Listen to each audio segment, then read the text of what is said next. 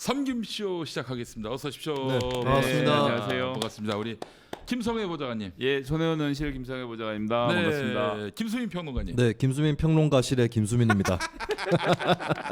아니 네. 방이 있어요? 아, 저 연신내 번듯한 네. 옥탑방을 그 갖고 방정이지 있습니다. 무슨 실장이야? 실장. 방실 아닙니까? 방실. 네. 그러네. 방실이. 네. 그 새벽 1시에 회 그럴 줄 알았어요. 예상을 빗나가지 않습니다. 서울 시스터즈 모르는 분들도 많이 계실 텐데 많이 계시다고 해주세요. 얘는 네. 다 알아요. 다. 아니 저는 서울 시스터즈 세대가 아니라 그냥 시스타 세대입니다. 네. 시스터도 이미 해체하지 않았나요? 해체했다는 얘기는 해체했나? 어쨌든 얘도 얘기 한물 그거 모르죠. 갔어. 얘도 아직 한물 간 해체는 안 하지 않았나요? 네, 됐어, 활동만 안 하지 않나? 네. 그래요. 자, 우리 연신내 옥탑방. 그러면 무슨 뭐 방 이름이라도 좀 정하면 어떻습니까? 방 이름이 김수민 평론가실. 네. 그냥 저기 그 좌파의 온상에서 좌신방. 좌신방. 좌신방. 괜찮네요. 예. 네. 예, 알겠습니다. 그 근처에 우신방도 하나 있습니다. 이거 나올 줄 알았어. 네. 내가. 연세대학교 송복 전 교수라고. 네. 굉장히 이제 아주 꼴통 보수익 성향의. 그렇죠. 우심실. 네. 우심실. 우심실이 네, 거기는 있겠네. 우심실. 그래요. 네. 우파의 마음을 시스타는 읽는 해체했다고 지금 댓글에 쭉 올라오는 거 보니까 그래요. 제가 제대로 알고 있네. 시스타 세대라고 세대. 그 그래요. 세대. 네. 자, 우리 김수민 평론가도 이제 한물 갈 때가 됐어요. 예. 본인의 한계를 좀 직시할 때가 된 거 아닙니까? 한계를 직시하고 있어요. 직시하고 있어요. 네, 매일 직시하고 네, 있습니다. 그래 계속 좀 직시 순실 직시하시기 바랍니다. 우순실, 잃어버린 우산. 네.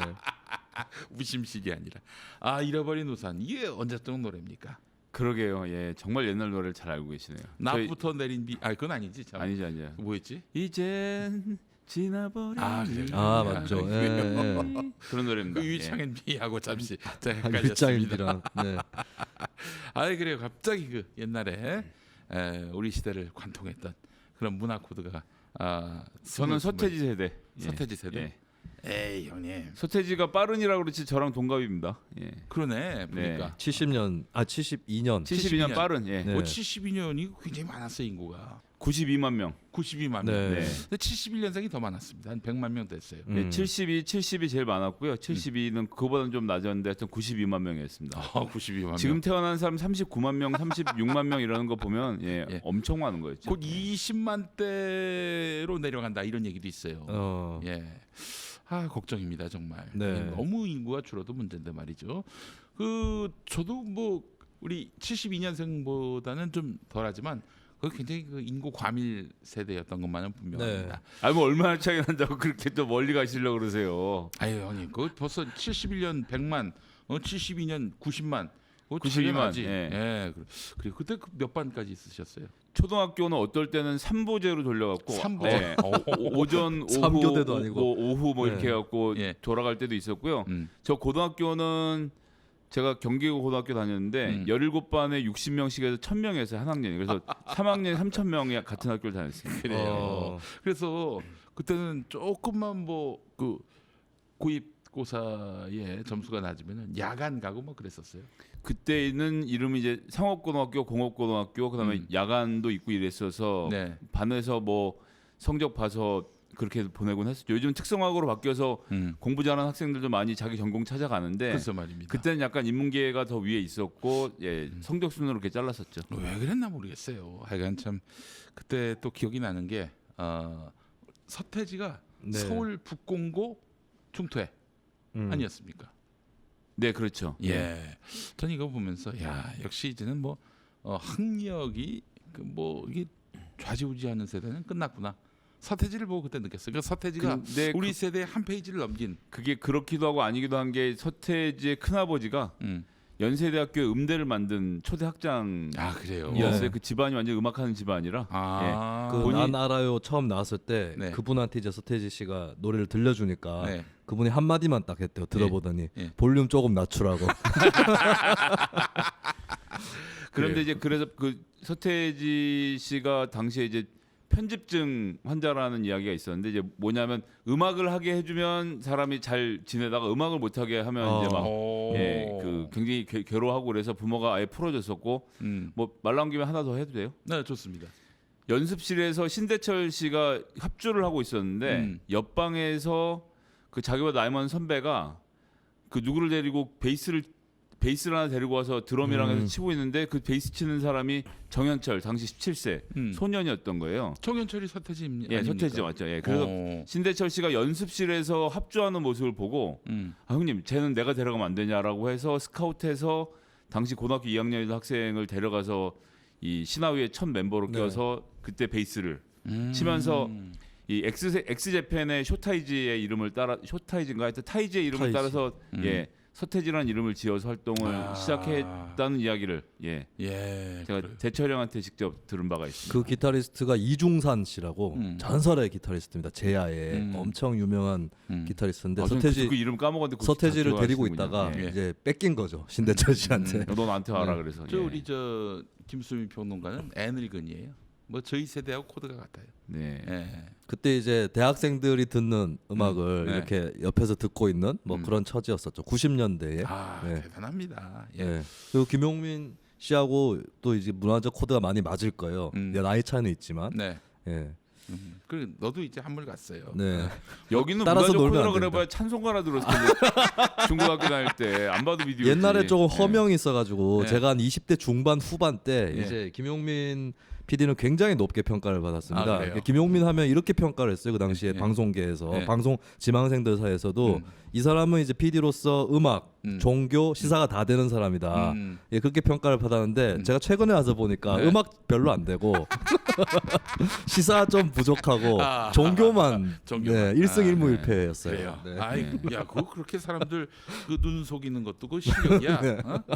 배우라고. 네, 근데 제가- 뭐 지금 시사평론가로는 우리나라 업계 탑 아닙니까? 아이, 그렇지. 버는 거야 뭐 그럴 수 있는데 야, 버는 게 됐지. 네. 버는 예. 게 중요하지. 버는 거로 다 되는 아니 거죠. 뭐 예. 실력 있으면 뭐해?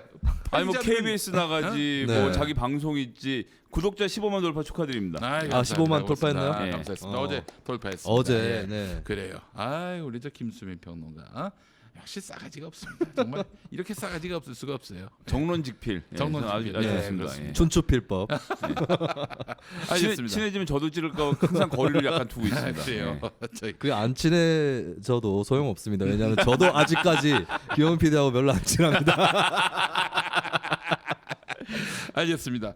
자, 오늘 또 3집쇼 문을 열었습니다. 아니, 청와대가 인사검증을 허술하게 한다. 그렇기 때문에 조조 네. 남매를 보내야 한다. 아 조조. 집으로 보내야 한다. 이런 얘기가 나오고 있습니다. 어떻게 보세요? 인사검증이 허술한 겁니까? 아니면은 지금 이 조조가 쓸데없는 그런 그 비난을 받고 있다고 보시는 거예요? 그 사람들은 청와대 비서잖아요. 예. 그러니까 내부에서 일어난 일을 정확하게 알 수는 없죠. 예를 들면은 음. 조국 수석이나 조현옥 수석이 문 대통령이라든지 이쪽에다가 이 사람은 안 되겠습니다라고 했을 수도 있는 거고.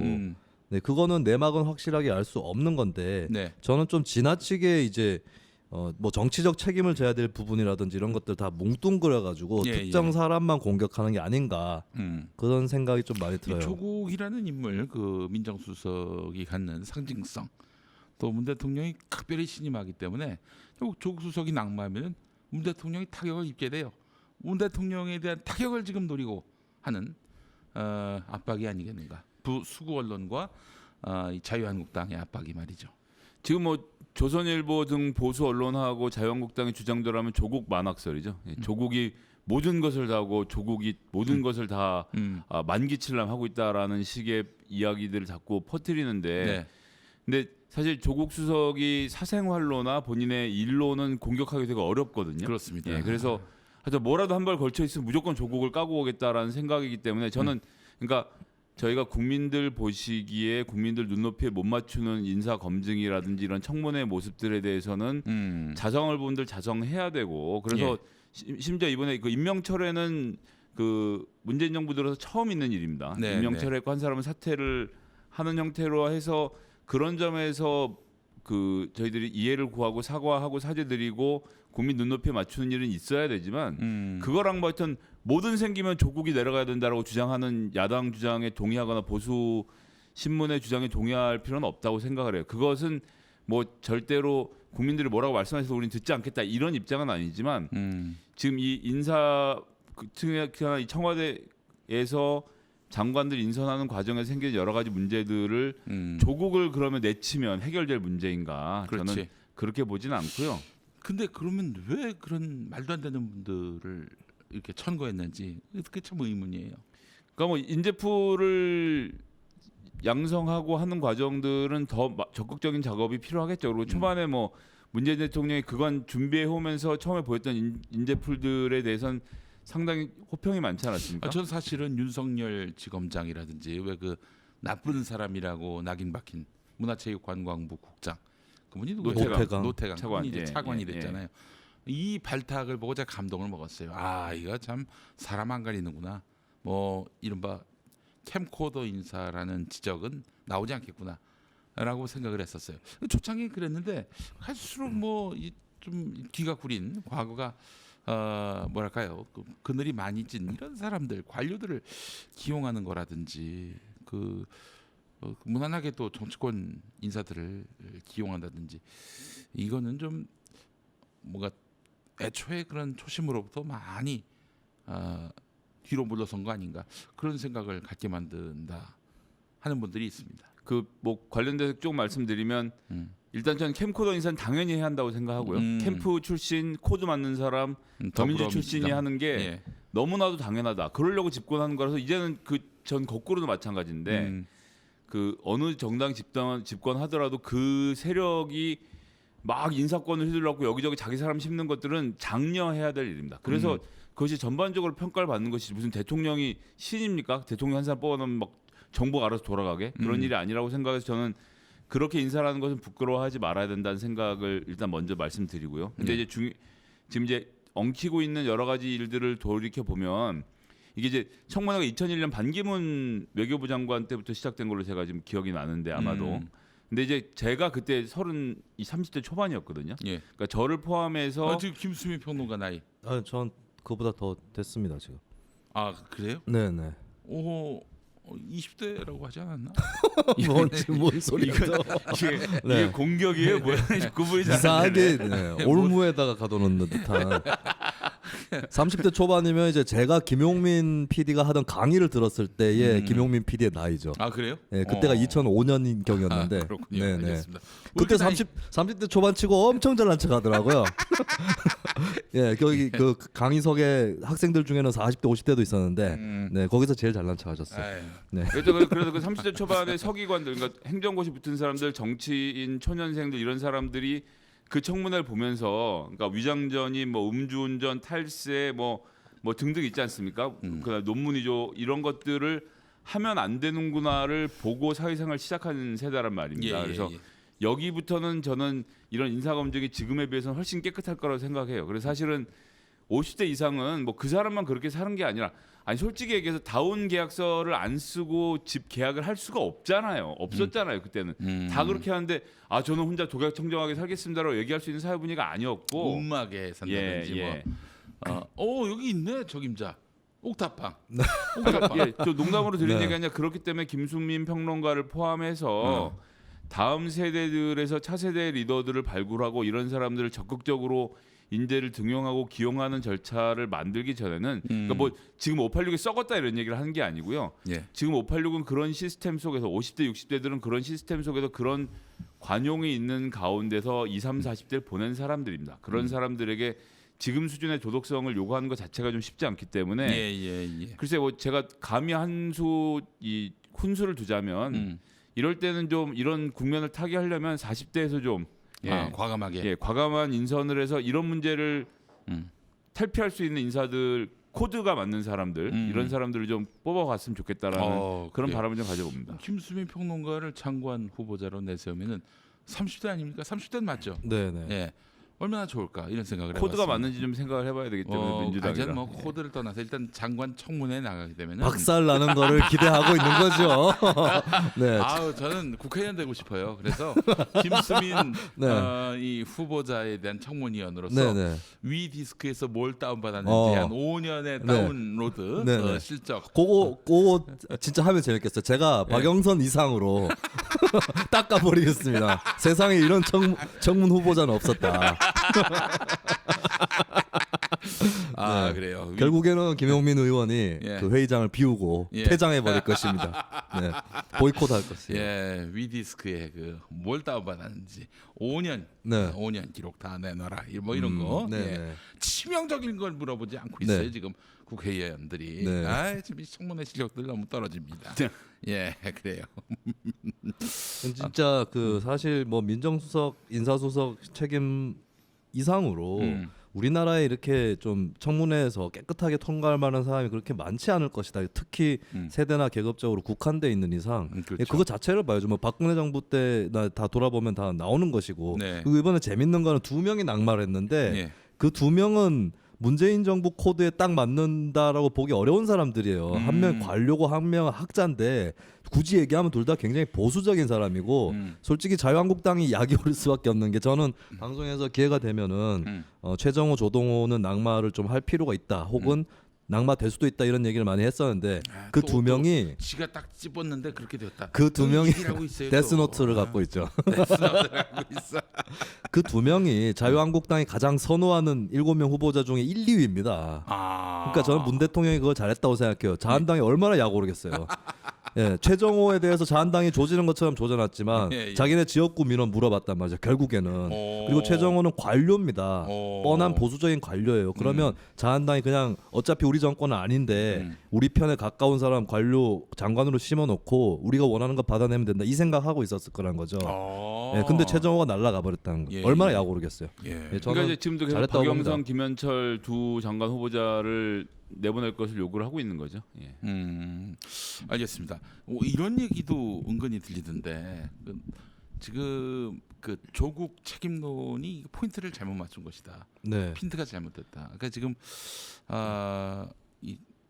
이런 표현 써서 좀 그렇지만은 저도 이런 표현 쓰기 싫습니다. 권력 암투, 인사를 두고 권력 암투가 벌어지고 있는 것 아닌가.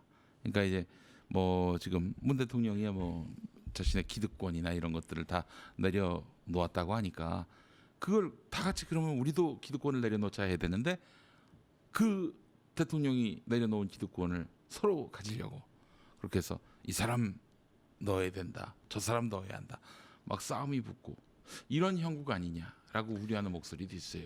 뭐 저는 그렇게 보지 않는 게 이제 노영민 비서실장이 들어오고 나서 뭐 임종석 비서실장이 잘못했다는 얘기를 하는 것은 아닌데 노영민 비서실장이 들어오고 나서 저는 상당히 기강이 잘 서고 있다고 생각을 하고 지금 이번에 김의겸 대변인 사퇴하고 한 명은 사퇴시키고 한 명은 본인이 나가는 이런 일련의 과정들이 착착 진행되는 걸 보면 민심을 무겁게 읽고 비서실장이 이런 문제에 대해서 정확하게 판단하고 대통령과 상의하고 있는 것이 아닌가라고 생각을 해서요. 여기서 지금 누가 누구 권력으로 누굴 밀어넣는 그림은 예. 그 문재인 대통령이 그런 거 진짜 안 좋아해서요. 그 가만히 있다가도 그런 사람이 있으면 그건 그냥 두지 않습니다. 그래서 저는 조국 수석도 그런 캐릭터고 그런 정도 급에서 놓고 봤을 때는 권력 감투를 할 수 있는 사람이 예. 그러니까 누구랑 한다는 그림이 나오면 제가 좀 더 설명 한번 드려보겠습니다만 당장은 뭐 잘 동의는 안 되네요.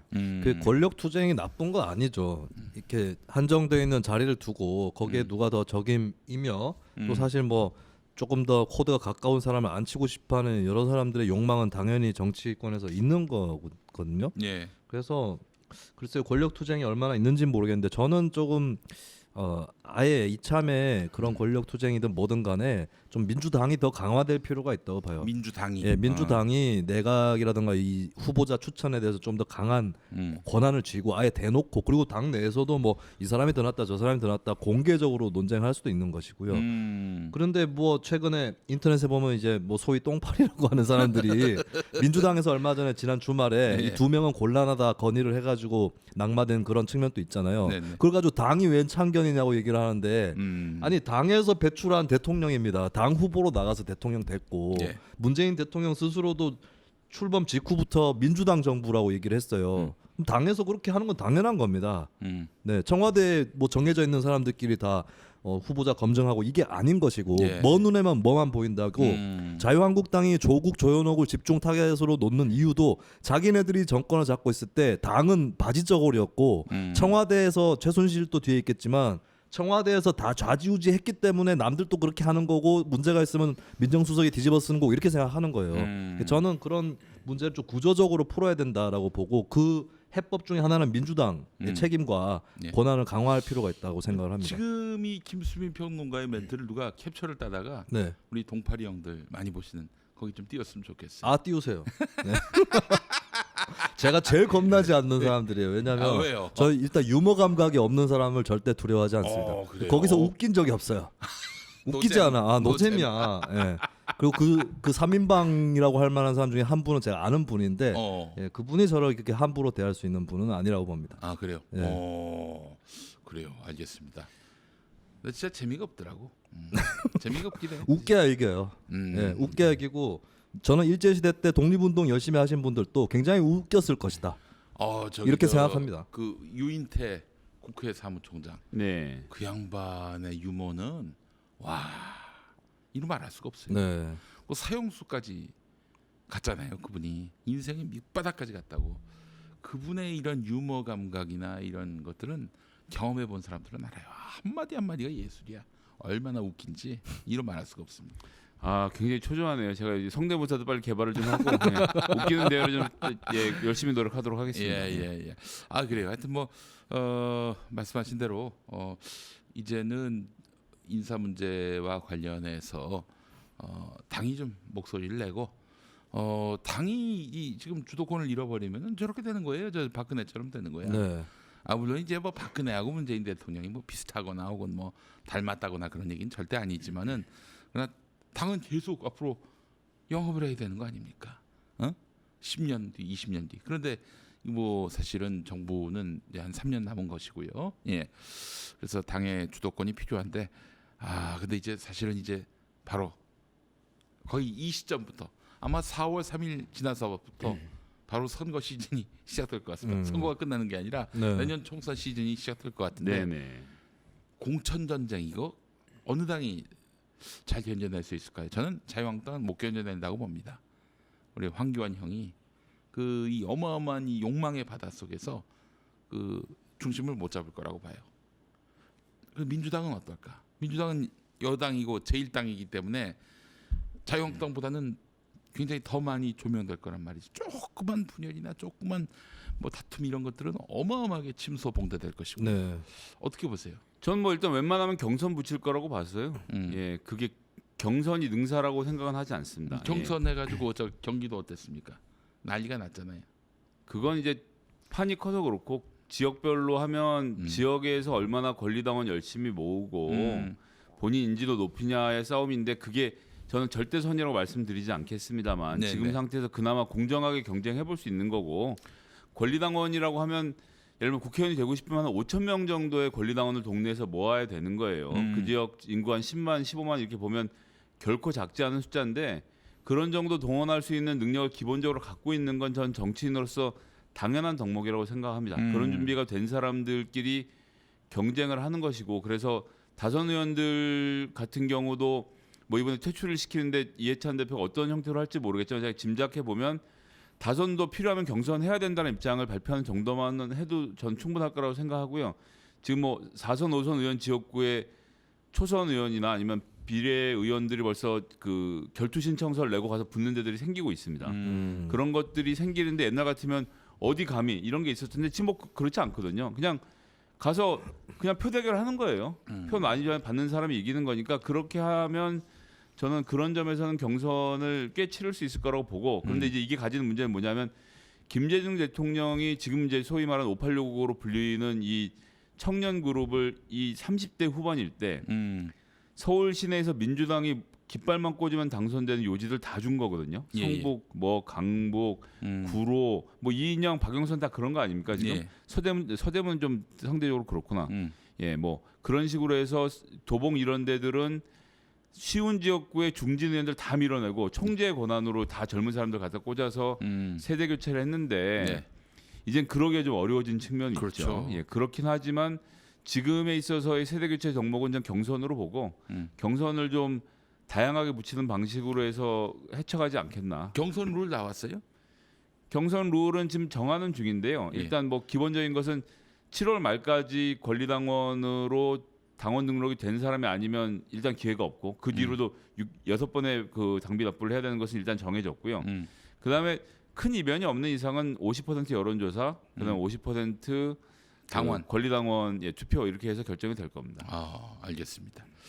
그러니까 7월 말까지.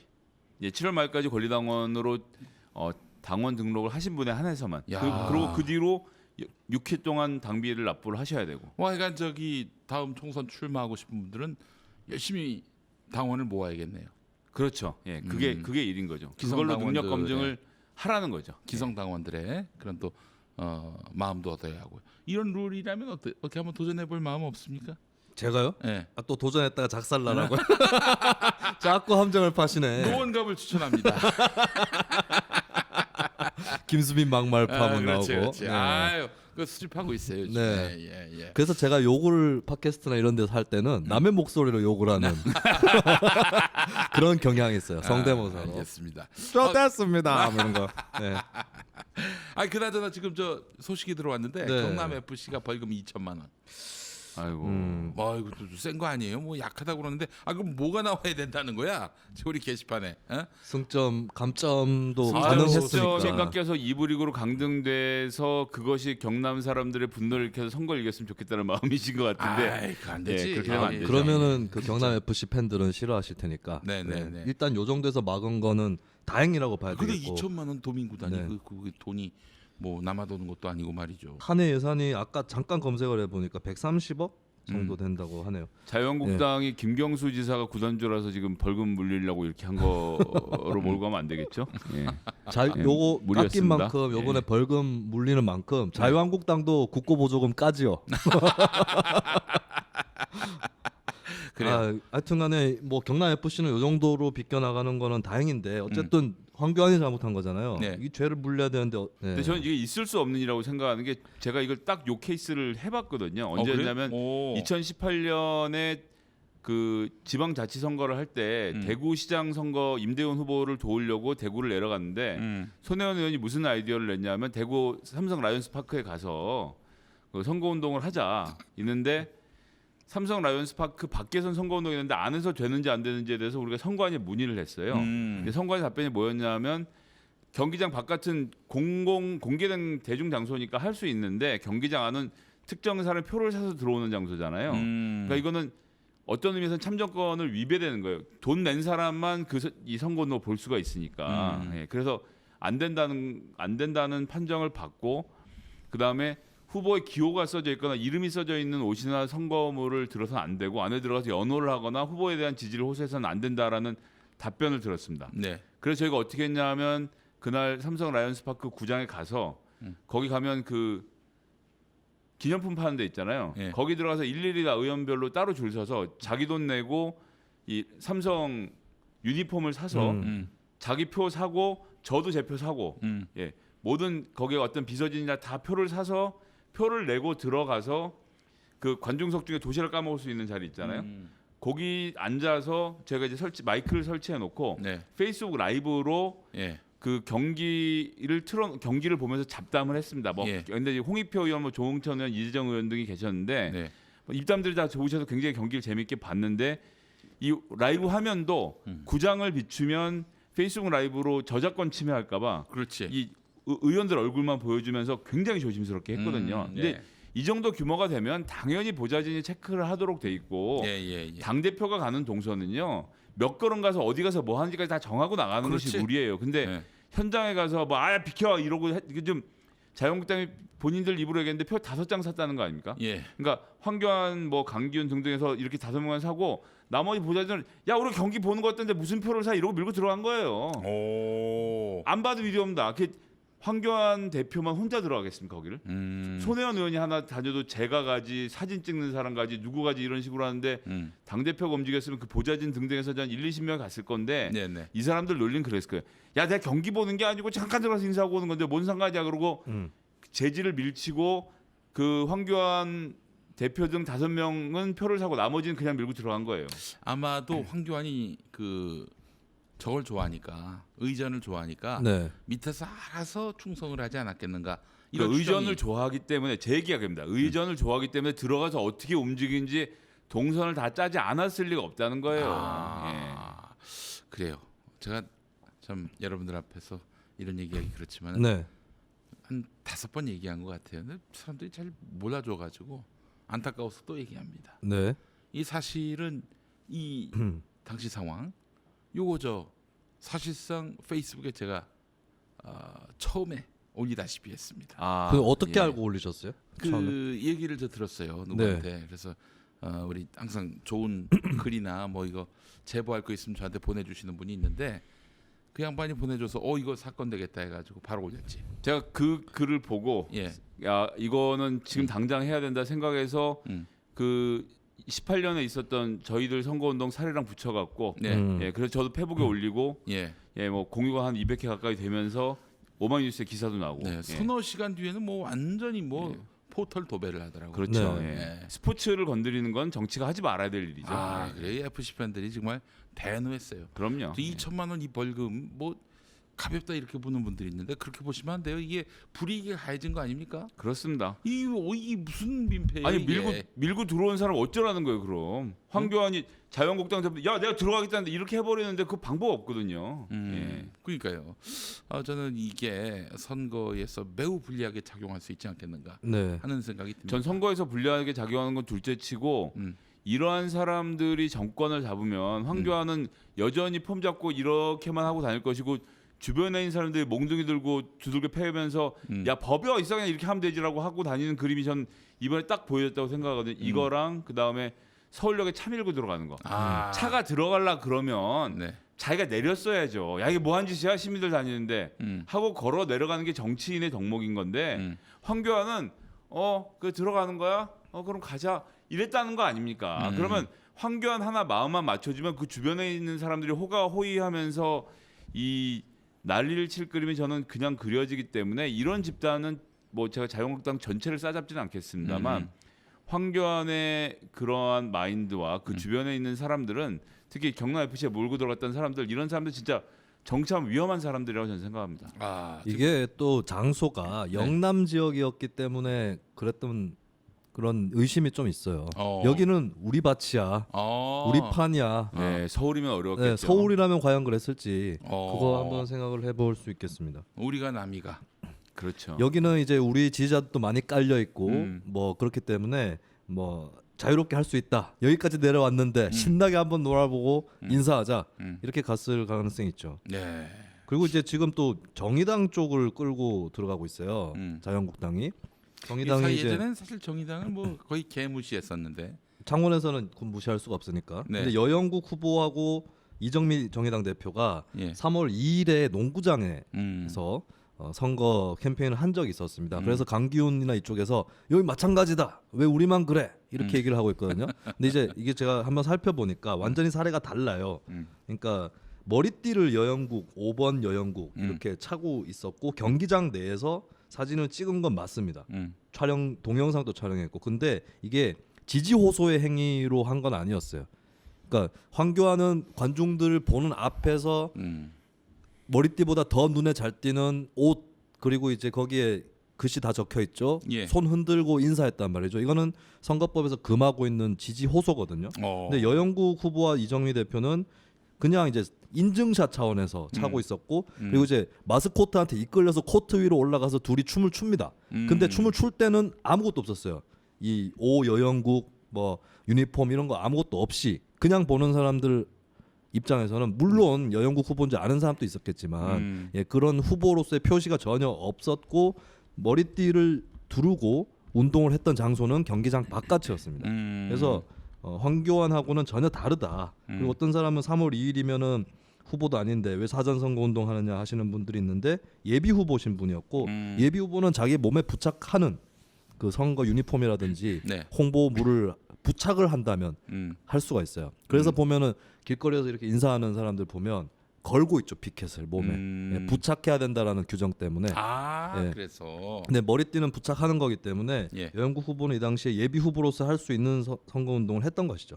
이제 거기까지 하고 제가 근데 거꾸로 저는 그렇게 생각하는 게 이게 우리가 선관위를 받들려고 선거운동 하는 사람처럼 돼버렸어요. 지금 우리나라 선거운동은 뭐 요건 되고 요건 안 되고 사실 황교안이 자기 돈 내고 경기장에 들어가서 사람들한테 지지 호소하는 거 저는 하게 해줘야 된다고 봐요.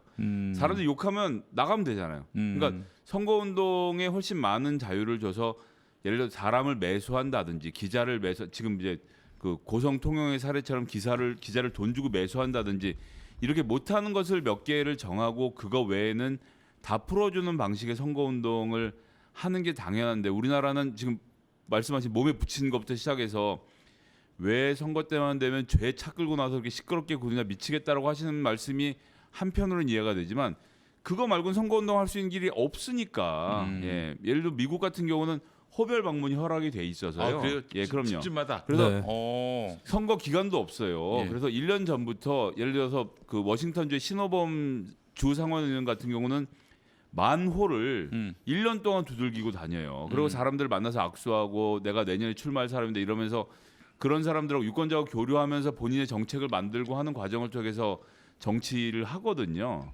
근데 우리나라는 옛날에 호별 방문한 뭐 봉투 집어주고 이런다 그래서 못하게 했던 건데 이제 그런 시절은 지나갔으니까 예. 지금처럼 선관위의 모든 것을 허락받아야 되는 방식의 선거운동은 좀 이제 한번 새롭게 논의할 때가 오지 않았나. 이거야말로 규제네요. 정치 규제. 쓸데없는 규제. 예. 예. 근데 규제 완화 다들 노래를 부르고 있는데 정치 규제는 완화되고 있지 않습니다. 그러니까 네. 마포구에 출마하고 싶은 사람이 있으면 예. 2년 전부터 동네 돌아다니면 좀 좋습니까? 가서 얘기도 듣고 내가 출마하려고 그런다고 설명도 하고 이러고 다니면 굳이 선거 기간 2주 동안 나가서 이거 안 하고 다녀도 되는데 시간을 안 하게 해주니까. 그렇죠. 예. 선거운동 기간 전에는 아닌 척, 출마할 생각이 그러니까요. 없는 척. 네. 출마한다는 말만 해도 문제를 삼으니까 예, 저는 그래서 안 되는 부분에서 강하게 규제하더라도 나머지 좀 다 풀어주는 방식으로 바뀌었으면 하는 바람이 있습니다. 아, 좀 말은 풀고 돈은 묶는. 그렇죠. 돈을 묶으면 되는 거죠. 아니 그 오세훈 선거법이라면서 이거 뭐 도대체 뭐 좋은 게 없어요?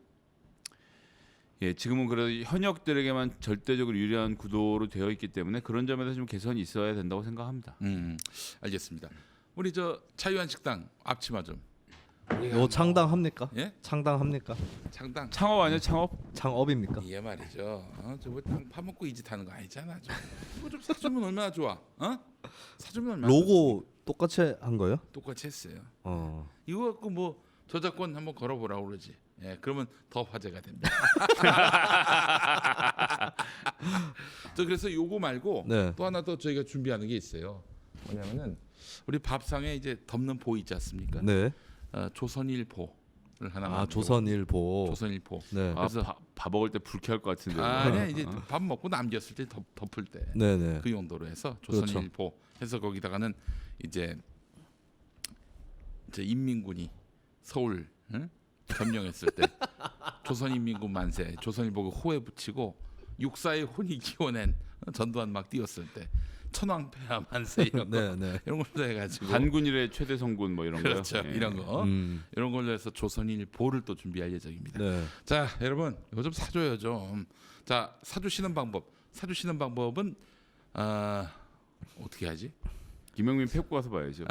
저기 우리 바로 링크가 찍어주시겠죠. 예. 대화창 링크가 되고 있네요. 예. 요거 홍보할 수 있는 방법 하나 추천드립니다. 뭐. 요번 주말에 예. 서울 FC 그 경기장에 가셔가지고 그래요? 이거 딱 차시고 손을 막 흔드세요. 매기는 거네. 예, 그래요, 여러분. 이거 좀 많이 좀 사랑해 주시기 바라겠습니다. 야, 우리가 뭐 땅 파먹고 이 짓을 하는 거 아니지 않습니까? 밀어주셔야 됩니다. 예. 자, 그래 자유한식당 많은 사랑 부탁드리겠고, 그 이번 선거 결과를 한번 예측을 했나요, 우리가? 아직 부르진 않았죠. 예, 자 네. 우리 김수민 평론가부터.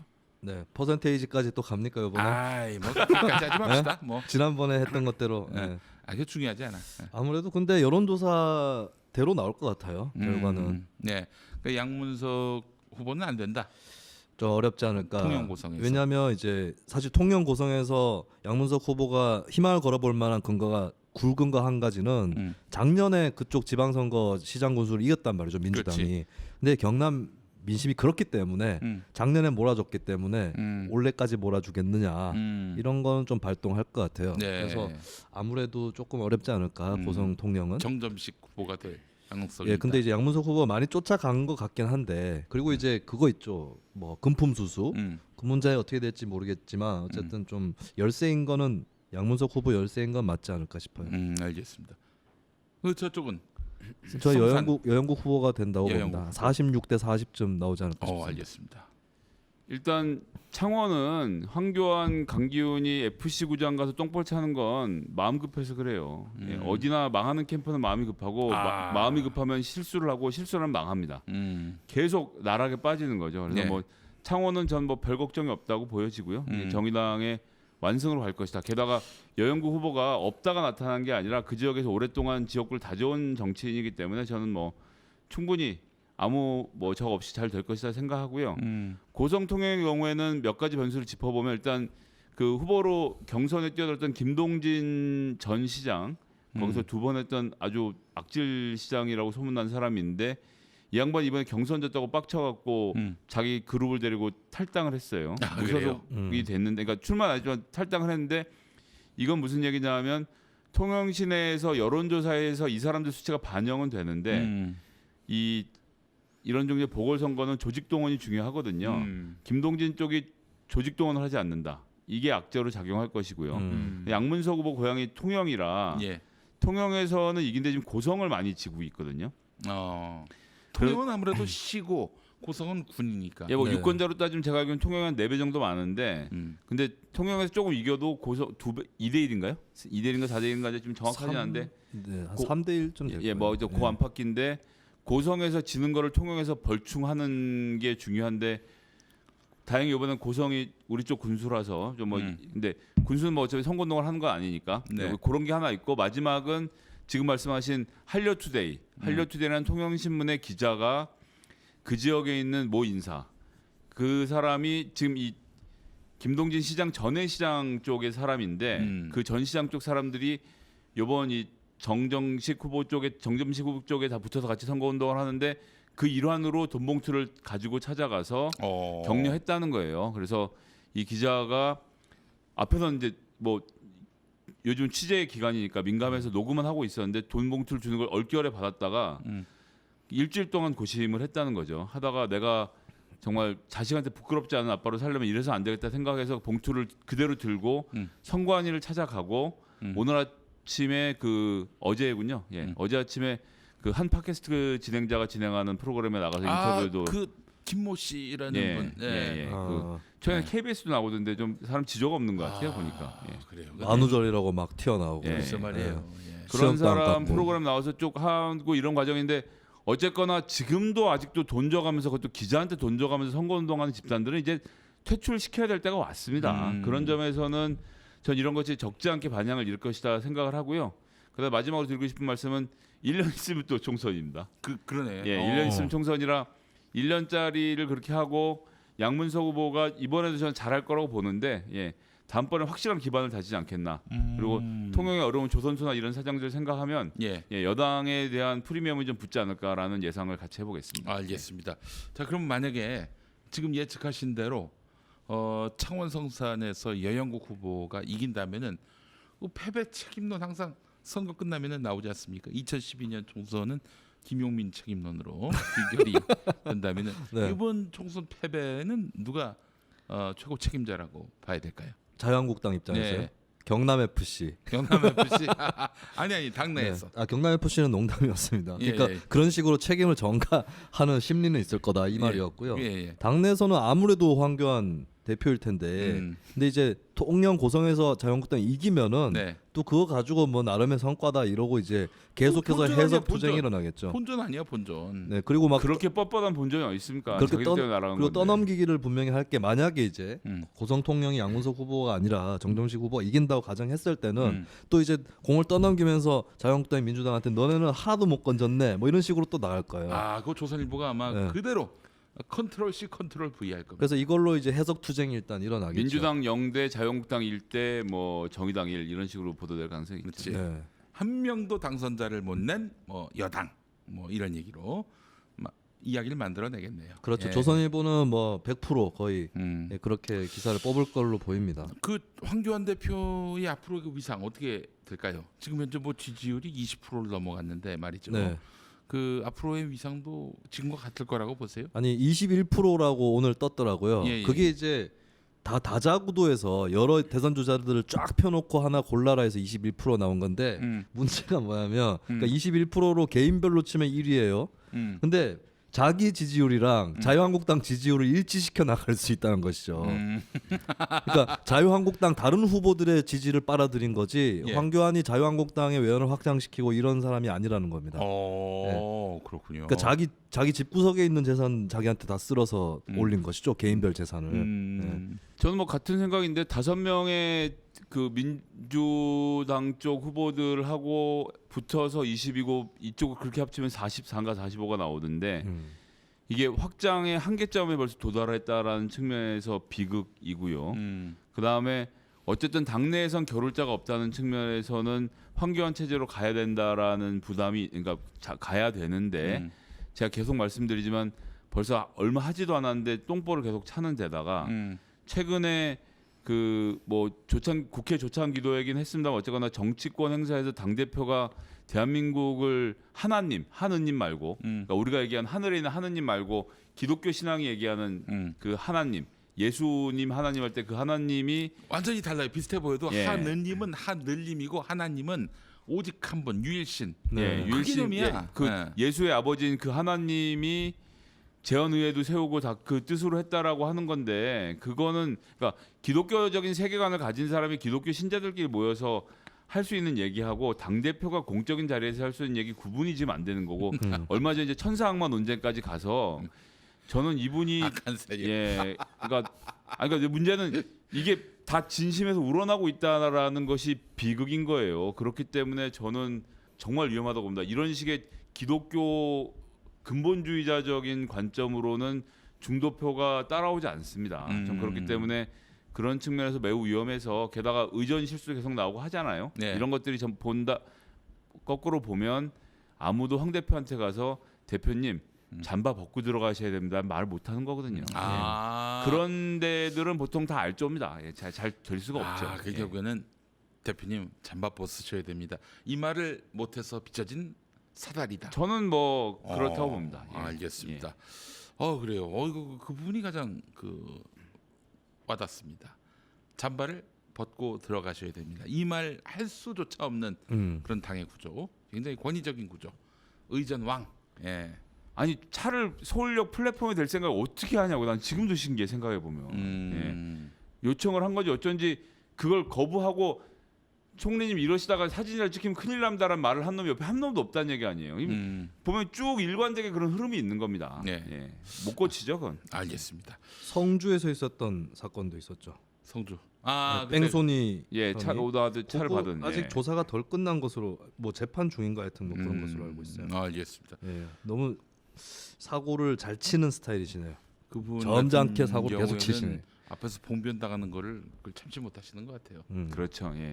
저는 뭐 가장 큰 이유가 따로 있다고 봅니다. 봉변 자체가 싫어서도 있지만은 행여 과도한 액션 때문에. 네. 네. 과도한 액션이요? 누가 잡아당긴다든지. 네. 좀 이렇게 움직임에 제약이 그거는 있으니까. 바람이 분다든지. 아니 이럴 저 경우에. 그런 가짜 뉴스로 저 대중들을 현혹하시면 안 됩니다. 그래요? 제가 최근에 다시 확인했는데요. 네. 사실이 아닙니다. 심으셨다고. 저도 그런 것 같아요. 네. 예, 그러니까 예전에 이걸 김용민 뭐 PD가 한 얘기는 가짜 뉴스입니다. 너 뭐라고 했는데?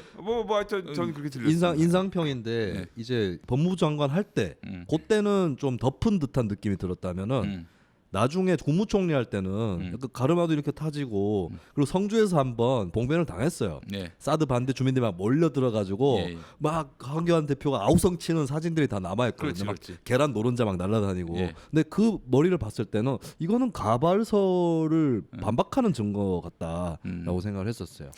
근데 말이죠. 여러분들이 접촉을 못하는 네. 자유한국당 인사로부터 들은 얘기입니다. 아니 설령 그거 그렇다고 옛날 하더라도 일 그것이 아닐까? 무슨 흠이 된다고 천만 탈모인들을 모독하는 말씀을 그렇게 자연스럽게 하시니까. 진짜를 얘기했습니까, 형님? 아, 그렇게 하네요. 예. 형님 혹시 이렇게 격분하시는 이유가? 저는 뭐 어떻게 생각드립니다. 헤드뱅잉 한번 해주시기 바라겠습니다. 예. 제가 그 염색을 하다가 예. 염색을 한 10년 가까이 되는데 한 2년 전에 저희 제가 다닌 직장 상사한테 걸렸어요, 염색하는 걸. 그래서 염색 금지령. 그걸 당해서 제가 지금 흰머리로 다닌다는 점을 좀 이 자리에서 폭로를 하겠습니다. 직장 상사요? 네. 그 젊은 남자가 흰머리가 나면 흰머리를 보여주는 것이 패션의 완성이라고. 아 그래요? 염색을 하지 마라라는 네. 지시를 부당한 지시를 받은 바 있습니다. 올라온 댓글 중에 황뚜껑 왕보다 높은 게 황제 아닙니까? 황뚜껑 뚜껑이 얼마나 크면 황뚜껑이야. 예, 가짜 뉴스입니다. 예, 예. 이런 분위기에서 방송 진행 되게 어렵네요. 뭐또 얘기 듣다 보니까 뭐 네. 저기 심은 게 아니다. 심은 게 아니다. 저기 단마진이 있기 때문에 심은 건 할 수 없다. 뭐 그럴 수도 있겠네요. 예. 뭐 그런 얘기도 있고 뭐 그렇습니다. 예, 들은 얘기가 그렇습니다. 네. 예, 황뚜껑 예 재밌었습니다. 자 이제 뭐 마무리하면서 그 어떻게 김학의 재수사 잘 될 것 같습니까? 그 이름이 뭐였지? 누구요? 그 수사팀장 무슨 검사였는데? 지금 수사팀장뿐만 아니라 검사 한 명 한 명 거명되면서 대단히 우려들이 나오고 있죠. 수사팀장이 이문정 검사가 지적했던 당시 그 이문정 검사 성추행 고발 관련됐을 때 대검 대변인으로 옳지 않은 말을 했다는 점에서 문제가 지적이 되고 그래서 여환섭 그래서 정보지검장. 이번에 그 이 수사를 잘 하는 것을 그건을 덮으려고 한다라는 그 이문정 검사의 주장도 저는 일리 있다고 생각하고요. 근데 이제 그것의 전제는 수사가 잘 되어야 한다는 점이 있는 거죠. 그래서 네. 뭐 구성원들에 대한 이런저런 말들인데 검찰 개혁은 검찰 개혁대로 진행해야 되는 일이고 김학의 수사권에서 제일 중요한 것은 김학의가 어떤 범죄를 저질렀냐에 있지 않고요.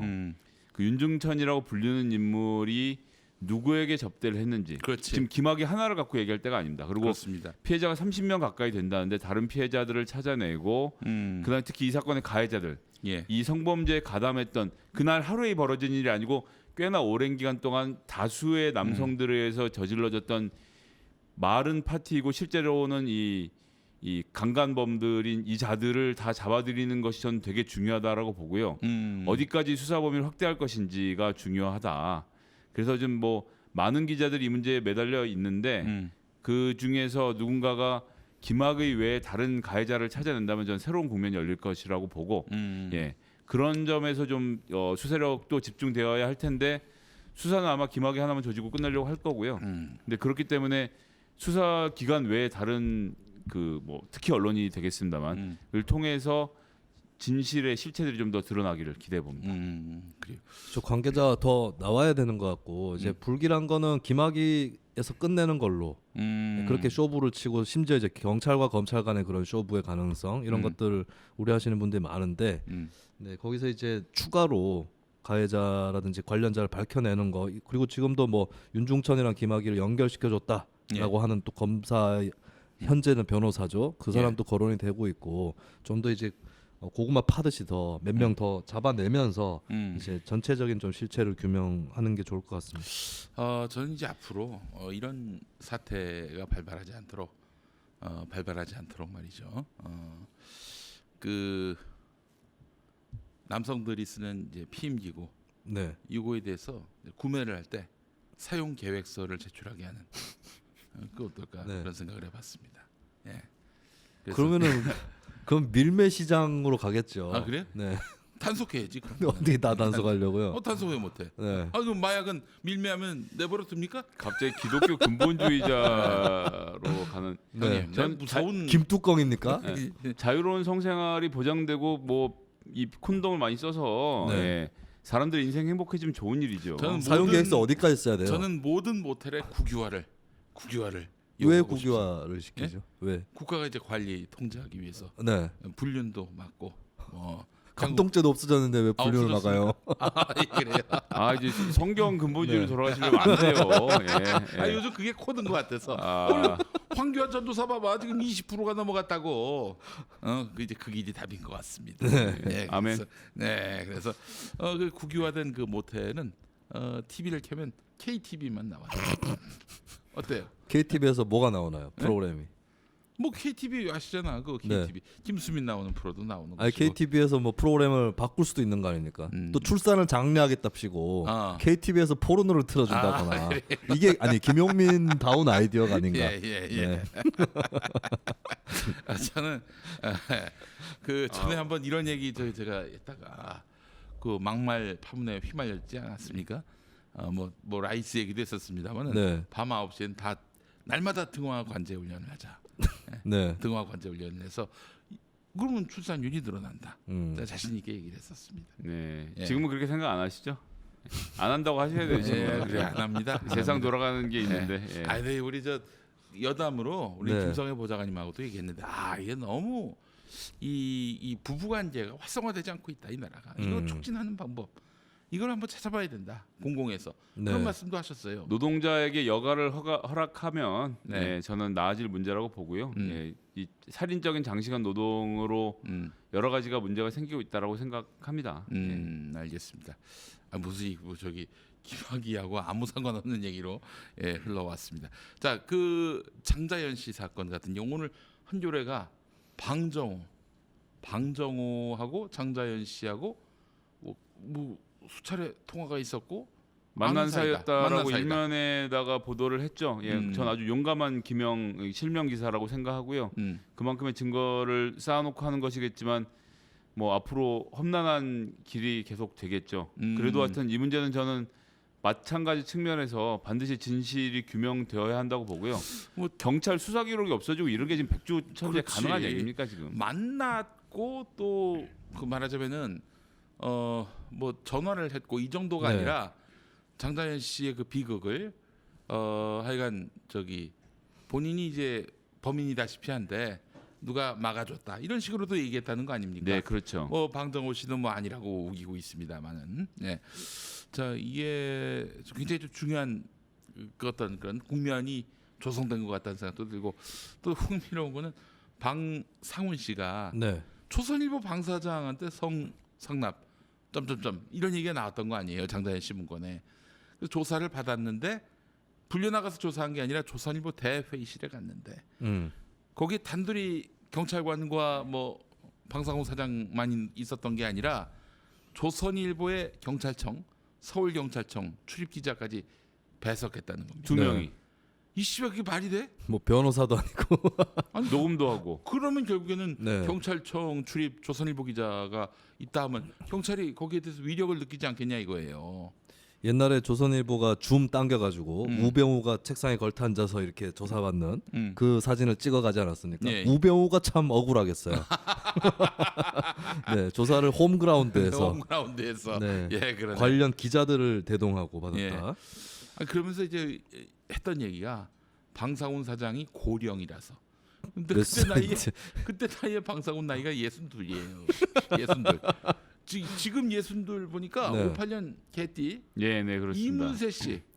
이문세 씨를 우리가 고령이라고 얘기합니까? 아니 얼마 전에 노동자 정년 연장에 관한 판결도 나왔었죠. 예. 네. 62세 갖고 그게 무슨 뭐 저기 고령이기 때문에 고령을 봐주는 차원에서 경찰이 방문 조사했다. 이씨, 그 말이 안 되는 거지. 그 고령은 제 지역구 고령 아닙니까? 이완이요. 네. 그래요. 그 얼마 전에 만 65세가 딱 된 지금 노령 인구 기준이잖아요. 그분들을 상대로 설문 조사를 해보니까 몇 살부터 노인이라고 생각하십니까? 하니까 평균 답변이 만 72세가 나왔어요. 72세. 이게 시대가 저는 딱 그 정도라고 봐요. 고령 그러니까 노령 손석희 기준이. 사장이 예. 63세. 네. 박원순 시장도 63세. 네, 그렇습니다. 누가 손석희, 박원순을 고령이라고 얘기합니까? 추미애 대표도 그렇게 지금 고령이죠. 58년 개띠니까. 예. 그러네. 네. 그렇죠. 아니 그러면 저 우리 문성근 영화 배우 한참 또 활동하시는데 그분은 53년생이에요. 네. 아, 그런가요? 그럼 오. 53년생이고 예전에 그 얘기 됐었을 거 52년생 명계남, 53년생 문성근, 54년생 이창동 셋이서 같이 이제 대화를 나누는데 갑자기 이창동 감독이 명계남 배우한테 개남아 이런 거예요. 네. 2살 위인데. 그래서 명계남 사장께서 발끈하시면서 아니 야 네가 어떻게 나한테 개남아라고 할 수 있느냐라고 하니까 이창동 감독의 그 굉장히 논리가 아주 탄탄해요. 예. 아니 너하고 저기 성근이하고 서로 말트지 않느냐? 성근이하고 나하고 말튼다. 우리 같이 말터야 된다. 이런 얘기를 해서 가지고 네. 예 그래서 이런 개새끼야. 그렇습니다. 그 형님들 잘 살고 계십니다. 네. 그러니까 누가 고령이라고 얘기해요, 그 형님들. 예. 자 그렇기 때문에 고령 나이 때문에 뭐 상훈이 형은 또 저기 비만 때문에 군대를 안 갔어요. 네. 예. 그거 보니까 비만도 아닌 것 같은데. 그렇게 그렇지 않던데요. 네, 네. 그렇습니다. 좀 여러 가지로 참 이해가 안 되는.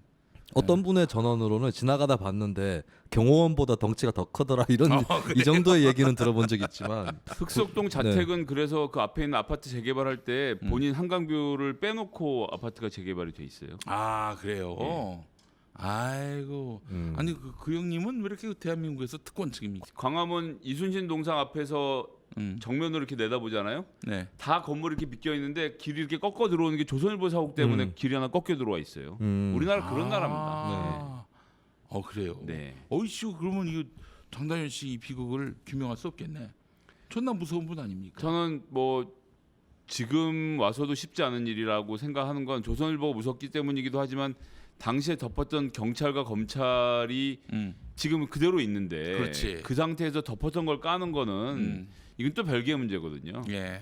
그러니까 다시 얘기가 원점으로 돌아와서 공수처로 가는 것이라고 저는 생각하고 공수처가 뭐 이러고 저러고 복잡한 논리를 따질 거 없이 권력은 하여튼 칼은 여러 놈한테 쥐어주는 편이 한 놈이 들고 있는 것보다 안전하다는 것. 예, 그 말씀을 좀 드리겠습니다.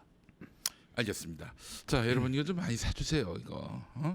많이 사주시면 이번 주말에 좋을까요? 서울 FC 경기장에 가셔야 될 것 같습니다. 아, 가서 팔까요? 상암에. 네네. 이거 팔면 좋겠다. 이거 가까우니까. 잡상인 서울 잡상인 FC. 출입 금지인가? 아 그거 네. 그못 팔게 하나? 드럼 당연 뭐 대번에 걸리죠. 예. 대번에 예, 걸립니까? 그럼요. 그냥 홍보만. 뭐만? 네. 그럼 돈은 누가 내고? 차라리 무슨 저 돈? 수요일 저기 한 팟캐스트 진행하는 데 가서 이렇게 앞에서 팔면 금방 팔릴 것 같은데. 그 방법이다. 가자. 성균이 형 가자. 내일이네 내일. 내일 가서. 어디죠? 수예배? 수예배가 중요해. 돈 버는 게 중요하지. 응? 여긴 벙커원 교회고 벙커 원에 가면 수요일마다 한 팟캐스트 진행자고 네, 하잖아요. 예, 그렇습니다. 그럼 제가 가서 이거 한번 팔아보겠습니다. 거기서 수요 예배 해도 되지 않나요? 아니. 거기는 이제 아니 이걸 입고 아예 출연을 해요 그냥. 거기는 악한 세력들이 모여 있어가지고 불가능합니다. 예. 그래요. 제가 입고 가서 네. 한번 팔아보겠습니다. 어. 예. 그리고 이게 지금 너무 많이 찍었어. 많이 팔릴 줄 알고. 또 좆도 안 사 인간들이. 뭐 이래 인간들이. 자, 여러분들 많이 도와주시기 바라겠습니다. 자, 우리 김성애 보좌관님, 김수민 평론가님 수고하셨고 우리 또 다음 주에 뵙도록 하겠습니다. 다음 주에는 선거 결과는 아마 뭐 일주일 지나면 뭐 더 이상 궁금하지도 않을 거예요. 네. 예. 다른 이슈. 그때는 또 저게 있군요. 한미 정상회담. 한미 정상회담 전망. 그렇죠. 네, 4월 10일에 하죠. 예, 4월 12일에 하니까요. 그 관련한 이야기를 나누도록 하겠습니다. 자, 오늘 수고 많이 하셨습니다. 예 감사합니다. 다음 주에 뵙겠습니다. 네, 고맙습니다. 예, 고맙습니다. 예. 네.